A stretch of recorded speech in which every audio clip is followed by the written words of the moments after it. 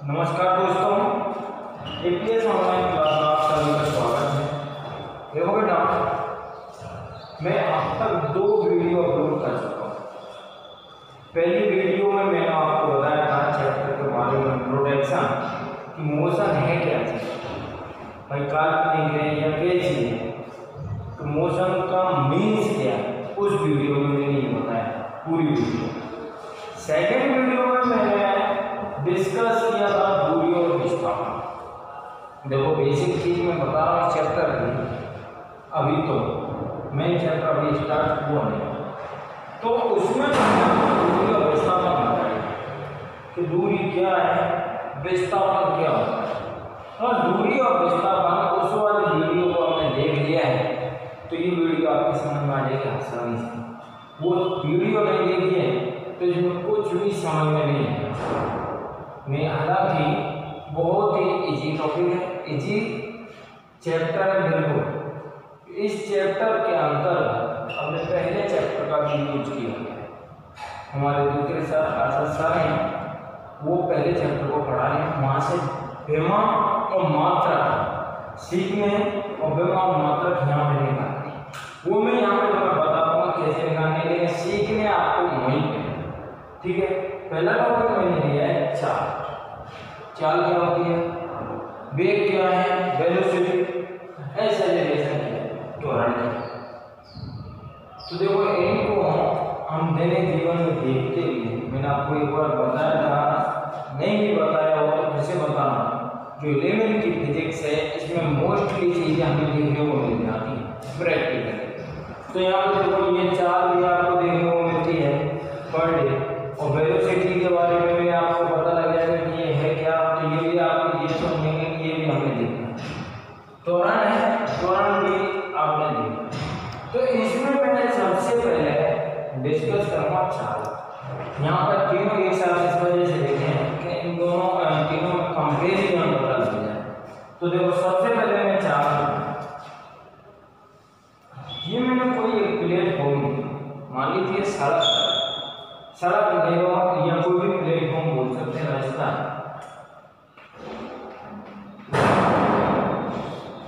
ठीक, इस प्लेटफॉर्म पर पहला पॉइंट दर्शा दिया कि कोई यहाँ से चलना स्टार्ट करेगा और यहाँ पर उसको पहुँचना बिंदु बी पर।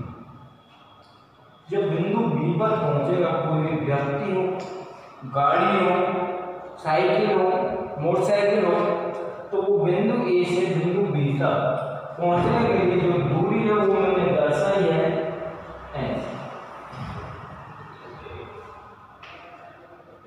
ऐसे दूरी। ठीक, ऐसे दूरी तय करेगा। मान लीजिए मैंने गाड़ी की जगह ले लिया है, तो व्यक्ति है, क्योंकि व्यक्ति इस वजह से ले रहा हूं, व्यक्ति का चित्त आसानी से होता है। तो ये कोई व्यक्ति है, बिंदु ए से चलना स्टार्ट करता है और बिंदु बी पर चल रहा है।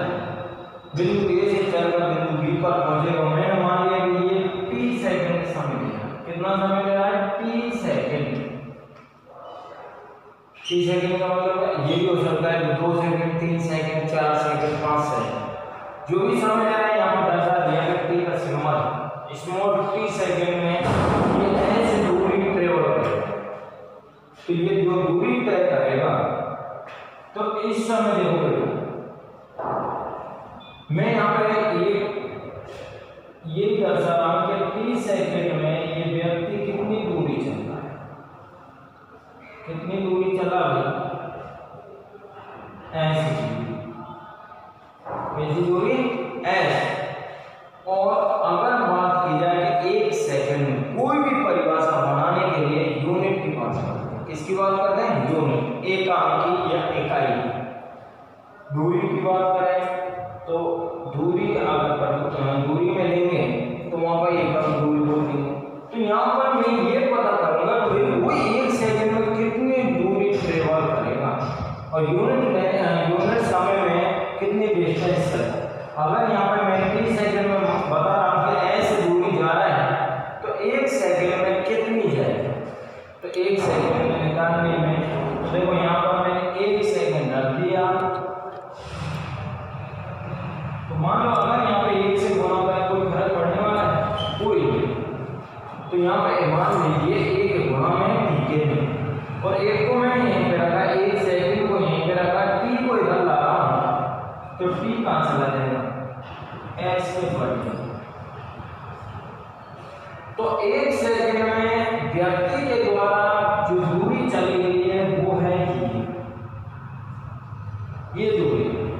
तो इस दूरी को वो 1 सेकंड में पार करना है, मतलब बिंदु A से बिंदु B तक की दूरी थी ऐसे दूरी की जगह इतनी दूरी ऐसे दूरी, तो 1 सेकंड में 30 सेकंड में चली गई दूरी 1 सेकंड में चली गई दूरी इस वाले सूत्र से, और इसी को बोलेंगे हम क्या?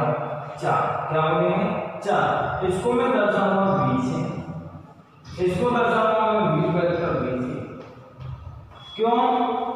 यहाँ पे एक अंतर होगा, पहले परिभाषा कंप्लीट करो कि s दूरी t सेकंड में चली गई है, तो एकम समय में चली गई दूरी है s ओवर t, और इसको कहेंगे हम 4b इक्वल टू s बटे में t, और ये है बेटा इसकी परिभाषा। क्या है? परिभाषा। अब परिभाषा में यही तो मैं आपको लिखना है थ्योरी में। कैसे लिखेंगे?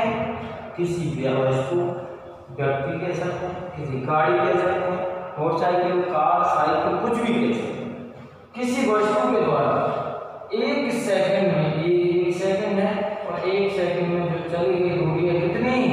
s बटे में t, और s बटे में t को लिखेंगे 4। 1 सेकंड में किसी वस्तु के द्वारा तय की गई दूरी को 4 लिखेंगे। ठीक है, परिभाषा ये है बिल्कुल। 1 सेकंड में ये वाली 1 सेकंड, t सेकंड में ऐसी दूरी चलना है, 1 सेकंड में s बटे t दूरी चलना है, तो 1 सेकंड में चली गई दूरी को ही 4 कहते हैं, और चली गई दूरी कितनी है? 1 सेकंड में s बटे में t, और इसी को मैंने 4 कहा, जिसे v से दर्शित किया। ठीक है, ये होगी इसकी परिभाषा। सेम परिभाषा इसकी है भाई, बिल्कुल ज्यादा बताने की जरूरत नहीं है इसमें, बिल्कुल सिमिलर परिभाषा है। व्यक्ति है, और ये व्यक्ति एक निश्चित दिशा में जा रहा है, t सेकंड में ऐसी दूरी तय कर रहा है। कितनी दूरी तय कर रहा है? ऐसे। और यहाँ पर t सेकंड में चली गई दूरी कितनी है? 1 सेकंड में चली गई दूरी कितनी बोलेंगे? s बटे में t। समझ में? तो यहाँ पर इसको देख लेंगे, v इक्वल टू s बटे में t। अब दोनों साथ तुमने एक जैसे लिख दिए दोनों का फॉर्मूला, दोनों में एक अंतर होता है। वो अंतर ये है कि जो वेग होगा वहां पर दूरी भी निश्चित होगी। वेक्टर लगा देना, इतना चेंज कर देना दोनों, इसमें दिशा होगी वेग में, चाल में दिशा नहीं। या फिर ये कह सकते हैं कि जो चाल को परिभाषित किया जाता है वो दूरी के अनुसार किया जाता है, और विस्थापन को जब परिभाषित किया जाता है वो वेग को जब परिभाषित किया जाता है तो उसका आधा विस्थापन। अब दूरी और विस्थापन आप सभी जानते हैं कि भाई दूरी की कोई दिशा निश्चित नहीं है, कहीं भी चल सकते हैं, यहाँ से गए फिर बाएं हो गए फिर दाएं हो गए, डायरेक्शन फिक्स नहीं है, इस वजह से अदिश राशि होती है। और जब दूरी अदिश राशि है तो इसमें दूरी की बात की गई है, तो ये भी कैसी राशि है? अदिश। तो यहाँ पे मैंने वेक्टर नहीं लगाया है, तो इसमें विस्थापन की बात की जाती है। किसकी बात की जाती है? विस्थापन की। और विस्थापन कैसी राशि है? सदिश। इस वजह से यहाँ पे वेक्टर लगाया है। तो विस्थापन निश्चित दिशा में है तो वेग भी निश्चित दिशा में है। क्लियर है ना? तो यहाँ पे मैं एक चीज और लिख देता हूँ कि ये जो राशि होगी कैसी राशि है? सदिश। ये कैसी राशि है? सॉरी उल्टा लिखिए, अदिश। और ये होगी सदिश। अभी आपको मैं बता चुका हूँ पहले भी कि आपकी दूरी राशि है और विस्थापन सदिश राशि है। तो वेग और चाल में पहला डिफरेंस ये आता है कि जो चाल है आपकी दूरी पर निर्भर करती है और वेग आप विस्थापन पर निर्भर करता है। क्लियर है कि नहीं? यहाँ पर दिशा निश्चित होगी। जब निश्चित दिशा में कोई गाड़ी चल रही है तो उस समय उसकी वेलोसिटी देंगे, और जब कोई निश्चित दिशा में गाड़ी नहीं चल रही है तो उसको क्या बोलेंगे? चाल। दोनों का मीन्स वही है, बस डायरेक्शन बनता है और कोई ज्यादा चेंज नहीं। अब देखो भैया, इसके बाद आता है आपका त्वरण। मैंने आपको बता दिया परिभाषा भी इसकी वही लिखनी है। कैसे लिखनी है? दिशा है, वेक्टर लग रहा है, निश्चित दिशा है। एकम समय में किसी वस्तु के द्वारा निश्चित दिशा में तय की गई दूरी, निश्चित दिशा में तय की गई दूरी को दूसरा नाम भी दे देते हैं क्या? विस्थापन। तो या ये कह सकते हैं कि किसी वस्तु के द्वारा एकांक समय में तय किए गए विस्थापन को, इसमें विस्थापन लेते हैं तो विस्थापन सदिश राशि, तय किए गए विस्थापन को वेग कहते हैं, एकांक समय में तय की गई दूरी को चाल कहते हैं। दोनों में डिफरेंस है। अब यहाँ पर अगर तुम्हें ये आते हैं चाल और वेग की परिभाषा आती है तो त्वरण की परिभाषा में आपको कोई दिक्कत नहीं आएगी। त्वरण में मैं बता दूं आपको कि इसमें भी मैं बिल्कुल यही चित्र ले रहा हूँ समझाने के लिए। त्वरण में क्या होता है? त्वरण जो शब्द है उसके इंग्लिश वर्ड एक इंग्लिश वर्ड क्या है? एक्सेलरेशन। क्या है? एक्सेलरेशन कहां से दिया गया है? ये दिया गया है गाड़ी के एक्सीलरेटर से।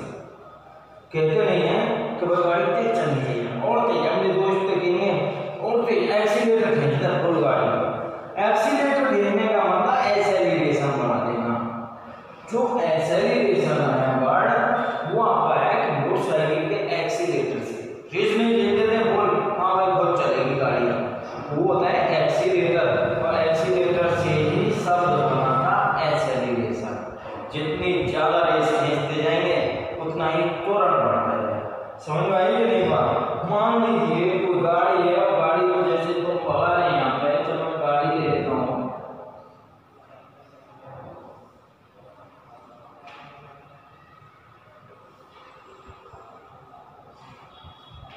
ये गाड़ी और ये गाड़ी को मैं इस प्लेटफॉर्म पे रखूंगा।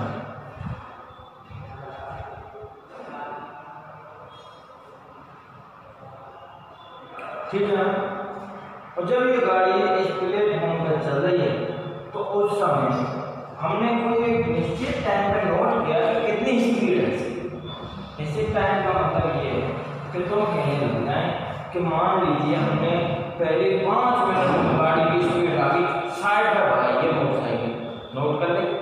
5 सेकंड कितने पर भाई है? 60।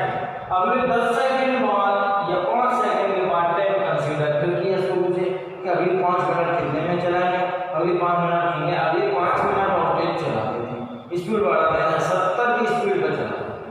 तो वो स्पीड वहाँ पर वेलोसिटी भी कह सकते हैं और ये भी कह सकते हैं, स्पीड भी कह सकते हैं। तो यहाँ पे देखो गाड़ी का हमने टाइम कैलकुलेट किया, या मान लीजिए तुमने किया एक टाइम कैलकुलेट किया कि गाड़ी v वेलोसिटी से चल रही है, और तुमने टाइम कंसीडर किया था कि जब v वेलोसिटी से चल रही थी, जब टाइम कितना था? t second. कितना? t second. कि 5 सेकंड हमने v वेलोसिटी से चलाई गाड़ी, और वो 5 सेकंड की जगह में परिभाषा के लिए क्या लिया? t second. और t सेकंड में कितने, मतलब कि 5 सेकंड में कितने किलोमीटर और कितने की स्पीड से चली? 60 से या 70 से। वो स्पीड में यहाँ पे 20 से था चाहिए। t सेकंड में कितनी चली? v वेलोसिटी से। तो वही है कंडीशन 1 सेकंड में v बटे में t। आप सुनो, वेग की बात करनी, जो त्वरण है आपकी वेलोसिटी पर निर्भर करेगा निश्चित दिशा में। ऐसे नहीं, आप जानते हैं कि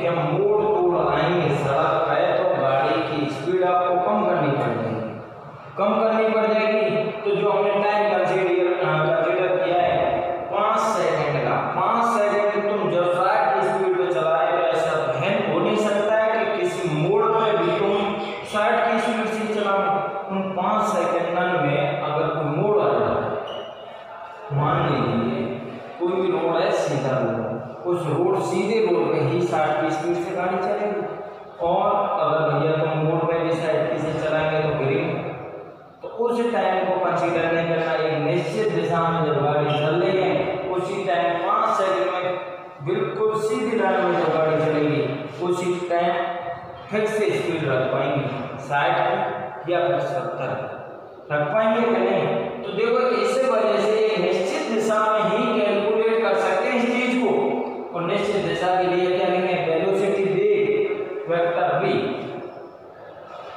तो एकांक सेकंड में कितने वेलोसिटी से गाड़ी चली वो है ये, और इसको नाम देंगे हम t, v/t।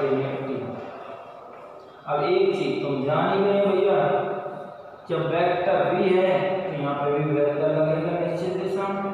तो त्वरण v कहाँ कैलकुलेट किया जाएगा, एक निश्चित दिशा में, एक निश्चित दिशा की स्पीड में, वहीं से तुम त्वरण को कंसीडर कर सकते हैं। तो ये हुआ तुम्हारा त्वरण। अब सुनो यहाँ पर त्वरण की परिभाषा कैसे लिखेंगे। t सेकंड में गाड़ी चल रही थी v वेलोसिटी से, तो 1 सेकंड में गाड़ी चल रही थी v/t वेलोसिटी, ये उसकी स्पीड। और 1 सेकंड में जितनी स्पीड से वो चली है, जितने वेग से वो गाड़ी चली है, उस वेग से 1 सेकंड में जब चली है तो उसी को बोलेंगे हम क्या, त्वरण। और नाम दे दिया मैंने स्मॉल a, इसको व्यक्त करते हैं स्मॉल a। वेलोसिटी ली है, डायरेक्शन निश्चित है, दिशा निश्चित है, तो इसकी भी दिशा निश्चित होगी। एक्सेलरेशन कभी भी कैलकुलेट करेंगे तो वो बेटा एक निश्चित डायरेक्शन में करेंगे। तो इस स्थिति में इसकी परिभाषा कैसे लिखेंगे, सीधी बात, एकांक समय में तय किए हुए जितनी वेलोसिटी से चली है, एकांक समय में जितनी वेलोसिटी से गाड़ी चली है, जितने वेग से चली है, उसी वेग को क्या बोलेंगे, त्वरण। क्लियर है। एक छोटी सी और मैं आपको बता देता हूँ, जब आप अक्षरों की बचत करें तो छोटी छोटी परिभाषा बता देता हूँ। किसी में टाइम का डिवीजन, टाइम का भाग लगा हो किसी राशि में, तो वो ये कह देते हैं, जैसे कि दूरी में भाग लगा है समय, दूरी में परिवर्तन की दर का मतलब ये है कि उसमें नीचे डिवाइड है किसका, समय। दूरी में परिवर्तन की दर को क्या कहते हैं, ठीक है ना, दूरी में परिवर्तन। यहाँ पे क्या है, विस्थापन निश्चित दिशा, और निश्चित दिशा में विस्थापन। विस्थापन में परिवर्तन की दर को वेग कहते हैं, इसमें विस्थापन में परिवर्तन की दर को वेग कहते हैं। त्वरण की परिभाषा लिखेंगे, वेग में भाग लगा समय का, वेग में परिवर्तन की दर को त्वरण कहते हैं। सिंपल सी परिभाषा तीनों की, किसी को कोई दिक्कत है, ये भी कैसी राशि है, तो वेलोसिटी पर निर्भर कर रही है, वेक्टर क्वांटिटी सदिश राशि होगी, ये भी किसी को कोई दिक्कत है। आगे मैं थोड़ा सा ये बता देता हूँ जल्दी में, एक मात्रक क्या है। सीधी बात में मात्रक वहां पे लिखा है था, दूरी को किस में मेजर करते हैं, मीटर में, ध्यान रखना। ऐसा ही पद्धति में मात्रक है, तीनों पद्धति तुम जान जाएंगे जब मैं फिर से एक बार बता रहा हूँ तुम्हें कि तीनों पद्धतियों में इनकी मात्रक क्या है, या फिर वहां पर पहले चैप्टर में सबकी मात्रक लिखाएंगे। मैं यहाँ पर एनकेएस पद्धति के मात्रक की बात करूँगा। दूरी का मात्रक है मीटर, क्या है, मीटर, बटे में क्या है, सेकंड, ये इसका मात्रक होगा भैया, सिंपल था, ये इसका मात्रक है मीटर बटे में सेकंड। क्लियर है। तो अब देखो त्वरण की मात्रक में तुम्हें दिक्कत है, दिक्कत क्या है, ये वेग का मात्रक तुम निकाल चुके हैं, ये मीटर बटे में सेकंड, और दूसरा t का मात्रक इनटू में सेकंड। तो कितना आ जाएगा इसका मात्रक, यूनिट क्या आएगी, मीटर पर सेकंड स्क्वायर,